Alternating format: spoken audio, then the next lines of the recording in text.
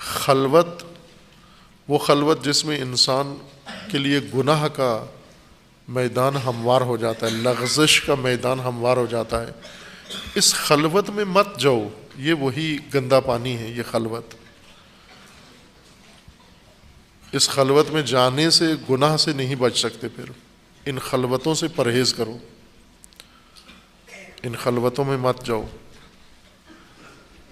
ان خلوتوں کا باقاعدہ دین اسلام نے اس حفاظتی تدبیر کی جزیات کو بیان کیا ہے کہ ان خلوتوں میں نہ جاؤ. کہاں کہاں نہ جاؤ؟ ایک، نامحرم کے ساتھ کبھی خلوت مت کرو. نامحرم آپس میں کبھی بھی خلوت مت کریں. اگر ضرورت پڑ جاتی ہے گفتگو کی، بات چیت کی، تو وہ جلوت میں کریں، دوسروں کے سامنے کریں، دوسروں کی موجودگی میں بات چیت کریں. ایسا وقت، ایسی جگہ مقرر مت کرو جہاں پر کوئی آپ کو دیکھ نہ رہا ہو. یہ خلوت گندگی کا کنواں ہے. یہ خلوت وہ ایک گندے پانی کا مجموعہ ہے، تالاب ہے جس میں آپ ڈوب رہے ہیں، چھلانگ لگا رہے ہیں. اس خلوت کے گناہ سے کوئی بھی نہیں بچا سکتا آپ کو. اور یہی خطرناک گناہ ہے، سب سے خطرناک گناہ جنہیں انسان چھپ کے خلوت میں بجا لاتا ہے. خلوتیں ممنوع. قرآن کریم کا حکم ہے خلوت مت کرو. حتیٰ بہن بھائی کے لیے بھی کہا گیا ہے کہ یہ خلوت نہ کریں. کم سنی میں بھی خلوت نہ کریں. سگے بہن بھائی ہیں اگر، جن کا ایک دوسرے میں ایک دوسرے کا احترام ہے، ایک دوسرے کے دل پہ اور حرمت ہے، یہ بھی خلوت نہ کریں. یہ ہمیشہ دوسروں کے سامنے رہیں، دوسروں کے سامنے. آپ اکیلے بھی، حتیٰ تنہا بھی جو خلوت ہے اسے بھی ختم کرو. مثلا ایسی خلوت جس میں آپ نے دوسروں کے ورود کے، نگاہ کے دروازے بند کر دیے ہیں. اگر آپ اکیلے کمرے میں ہو تو دروازہ کھلا رکھو، کھڑکی کھلی رکھو، پردہ ہٹا کے رکھو، تاکہ باہر سے گزرنے والے آپ کو دیکھتے رہیں. بچاؤ ان خلوتوں سے، اپنے آپ کو بچاؤ. یہ خلوتیں تباہی ہیں، یہ تنہائیاں تباہی ہیں. آپ نے اگر موبائل استعمال کرنا ہے سب کے سامنے استعمال کرو، لیپ ٹاپ استعمال کرنا ہے سب کے سامنے استعمال کرو، انٹرنیٹ اگر استعمال کرنا ہے سب کے سامنے اس کو استعمال کرو. خلوت میں اگر آپ موبائل، انٹرنیٹ استعمال کر رہے ہیں تو آپ دھوکے میں ہیں. آپ دھوکے میں ہیں کہ میں موبائل استعمال کر رہا ہوں. آپ نہیں کر رہے، موبائل آپ کو استعمال کر رہا ہے. اگر آپ دوسروں کے سامنے موبائل استعمال کر رہے ہیں تو آپ استعمال کر رہے ہیں. موبائل استعمال ہو رہا ہے، لیکن جو ہی آپ خلوت میں گئے ہیں موبائل آپ کو استعمال کر رہا ہے. گندگی آپ کو استعمال کر رہی ہے، انٹرنیٹ آپ کو استعمال کر رہا ہے، کثافت آپ کو استعمال کر رہی ہے، غلاظت آپ کو استعمال کر رہی ہے. اور جو انسان ان کثافتوں کے ہاتھوں استعمال ہو رہا ہو، پستی کے ہاتھوں استعمال ہو رہا ہو، وہ بہت پست ہو جاتا ہے. جو جتنی کسی گھٹیا کے ہاتھوں استعمال ہو رہا ہو وہ اور گھٹیا ہو جاتا ہے. ان خلوتوں سے اجتناب کرو.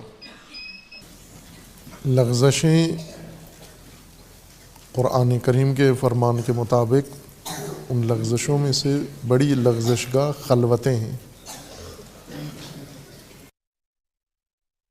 اگر ہم دینی روایات، آیات اور نصوص سے ہٹ کر تجربے کو دیکھیں اور عام فہم کو دیکھیں تو بھی سب سے زیادہ جرائم خلوتوں کی وجہ سے ہیں. انسان کی ناکامی انہی خلوتوں کی وجہ سے ہے. خلوت نشینی انسان کو پسند ہے، خصوصاً باغی عنصر، طاغی، جس کے اندر طغیان ہو، یہ طغیان خلوت مانگتا ہے، چونکہ خلوت میں انسان اپنے آپ کو آزاد سمجھتا ہے، خلوت میں اوجل سمجھتا ہے، اور یہ گمان کرتا ہے کہ میں سب کی نظروں سے محفوظ ہوں اور جو چاہوں کر سکتا ہوں، اور یہی حماقت ہے و بے عقلی کہ خلوت میں اپنے آپ کو انسان محفوظ سمجھتا ہے، جبکہ سب سے زیادہ محفوظ آپ، غیر محفوظ آپ خلوت میں ہیں، جہاں کوئی نہیں بچا سکتا آپ کو، تنہا ہیں آپ تنہا ہیں، اور آپ کے مقابلے میں آفات و خطرات کا ایک لشکر ہے، ہجوم ہے، یلغار میں تنہا ہیں آپ خلوت کے اندر۔ ایک یلغار آپ کے نفس کی طرف سے ہے، ایک یلغار باہر سے ہے، اور آپ تنہا خلوت میں اس کی زد میں ہیں۔ ہر ایک خلوت گزیدہ ہے، خلوت گزیدہ یعنی خلوتوں کا ڈسا ہوا، خلوتوں کا مجروح، خلوتوں کا مقتول، اور خلوتوں کا ستایا ہوا ہر فرد ہے۔ آپ خود اپنی ایک اکیلے اپنی زندگی میں غور کریں کہ بڑے بڑے جرائم گناہ خلوتوں میں کیے ہیں، دوسروں کے سامنے انسان کو ایک جھجک ہوتی ہے۔ ابھی ہم سب یکجا ہیں، کوئی بھی فالتو حرکت بھی نہیں کر رہا، چونکہ سب بیٹھے ہوئے ہیں، مراد کرتا ہے انسان، لیکن جو ہی خلوت میں جاتے ہیں، علیحدہ ہوتے ہیں، خلوت کے درجے ہیں، بعض اوقات بالکل تنہا ہوتے ہیں، بعض اوقات کسی اپنے محرم راز کے ساتھ ہوتے ہیں، کسی دوست کے ساتھ ہوتے ہیں، کسی قریبی کے ساتھ بھی خلوت میں ہوتے ہیں، یہ بھی ایک خلوت ہی ہے۔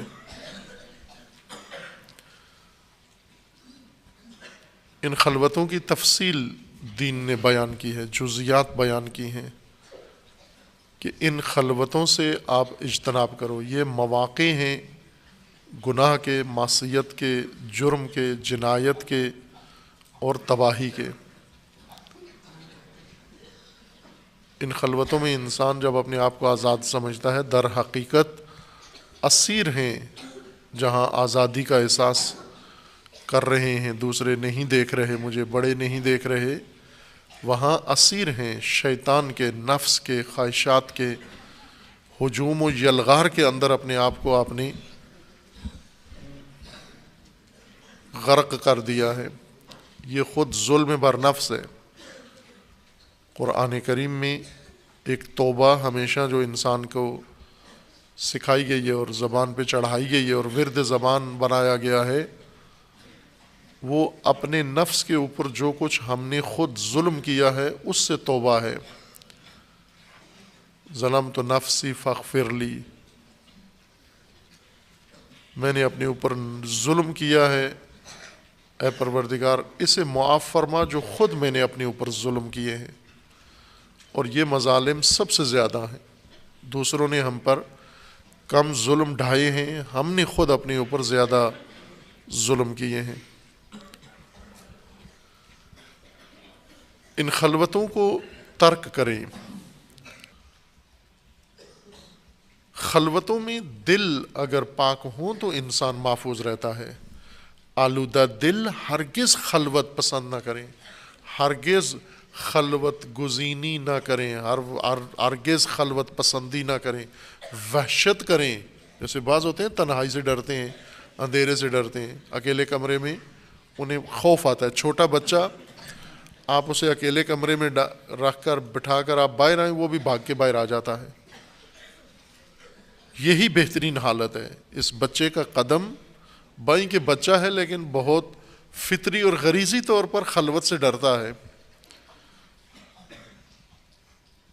اس کے دماغ میں ہے کہ مجھے اس اکیلے کمرے میں نامرئی چیزیں نگل جائیں گی، کھا جائیں گی. اور بڑے کو بچے سے زیادہ ڈرنا چاہیے. ماں بچے کو جب اکیلے خلوت میں کمرے میں بٹھا کے باہر آتی ہے وہ چیخنا شروع کر دیتا ہے. اے کاش ماں میں بھی تھوڑا سا یہ احساس پیدا ہو جائے جو بچے کے اندر ہے کہ یہ بھی خلوت میں نہ بیٹھے، یہ ماں بھی موبائل لے کے خلوت میں نہ بیٹھے، یہ بھی انٹرنیٹ پر خلوت میں نہ بیٹھے، یہ ماں بھی خلوت نشینی پسند نہ کرے جب اس کا دل تیار نہیں ہے، پختہ نہیں ہے. یہ بڑے بھی اسی طرح سے وحشت کریں خلوت سے. اکیلے کمرے خطرناک ہیں، بند دروازوں کے پیچھے خلوت خطرناک ہے، خطر ہے. اے کاش اس بچے جتنا شعور ہوتا ان بڑوں کے اندر، ان جوانوں کے اندر، اسے حس ہے کہ یہاں کوئی بہت خطرہ ہے مجھے.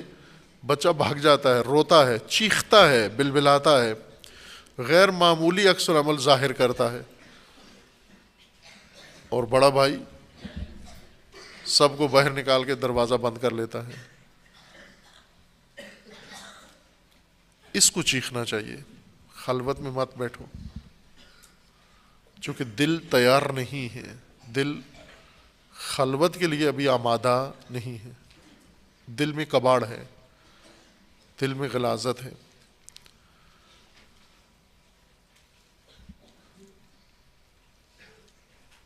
دو مرد خلوت نہ کریں، دو عورتیں خلوت نہ کریں. آپ سمجھتے ہو ہم تنہا ہیں، خطرات ہیں عزیز من. اور جیسا نہج البلاغہ میں امیر المومنین علیہ الصلوۃ والسلام کا فرمان ہے کہ آپ گمان کرتے ہو خلوتوں میں کہ تنہا ہو، آپ کو معلوم نہیں ہے کہ جلوتوں میں آپ کو لوگ دیکھتے ہیں، خلق خدا دیکھتی ہے، اور خلوتوں میں آپ کو خالق و خدا دیکھتا ہے. اتقوا المعاصی فی الخلوات فإن الشاہد هو القاضی. خلوتوں میں معصیت سے بچو، چونکہ خلوت کے جرم کا گواہ ہی قاضی ہے، جج وہی خود ہے. وہ جو خلوتوں میں گواہ ہے تمہارا، جو دیکھ رہا ہے، شاہد ہے، جس کی نگاہوں میں ہو، وہی، اسی نے تو فیصلہ کرنا ہے اس جرم کا.